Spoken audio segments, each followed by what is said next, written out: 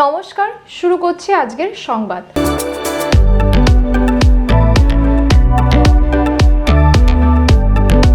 পূর্ব বর্ধমান জেলার জামালপুর ব্লকের আবুঝহাটি 2 নম্বর গ্রাম পঞ্চায়েতকে সজল পঞ্চায়েত ঘোষণা করা হলো। এই উপলক্ষে আয়োজিত এক অনুষ্ঠানে উপস্থিত ছিলেন পূর্ব বর্ধমানের জেলা শাসক আয়েশা রানী ও জামালপুরের বিধায়ক অলোক মাঝি সহ অন্যান্য আধিকারিক ও জনপ্রতিনিধি বৃন্দ। এই উদ্যোগ গ্রহণ করা হয়েছিল জনস্বাস্থ্য কারিগরি দপ্তরের পক্ষ থেকে। দপ্তর সূত্রে জানা গেছে, আবুঝহাটি 2 নম্বর গ্রাম পঞ্চায়েতের 6টি গ্রামের 4074টি বাড়িতে পানীয় জলের সংযোগ দেওয়া হয়েছে। এখানে অঙ্গনওয়াড়ি কেন্দ্র এবং বিদ্যালয়তেও জলের সংযোগ দেওয়া হয়েছে। জেলা শাসক জানিয়েছেন, প্রত্যেকটি বাড়িতে যেমন জলের সংযোগ দেওয়া হলো, তেমনি জল অপচয় বন্ধ করার ক্ষেত্রেও তাদের দায়বদ্ধ থাকতে হবে। কোনো রকম বেআইনি জল সংযোগ নেওয়া চলবে না, এই বিষয়ে সচেতন থাকতে হবে বলে জানান জেলা শাসক।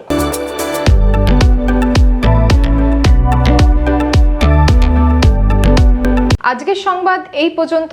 নমস্কার।